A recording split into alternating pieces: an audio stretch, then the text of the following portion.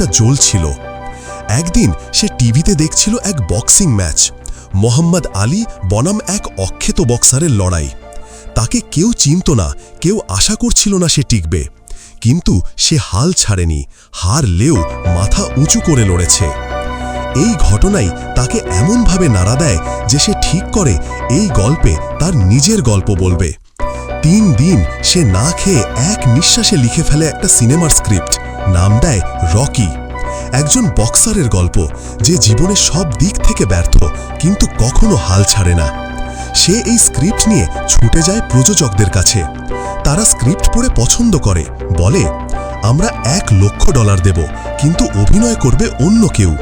সে বলে না, এই চরিত্র আমি করব, এটা আমার জীবন। তারা বাড়ায় অফার, 2 লক্ষ, 3 লক্ষ। সে চুপ, মাথা নাড়ে না। শেষে তারা বলে ঠিক আছে, আমরা খুব অল্প বাজেটে বানাবো আর তুমি অভিনয় করো। সে রাজি হয়।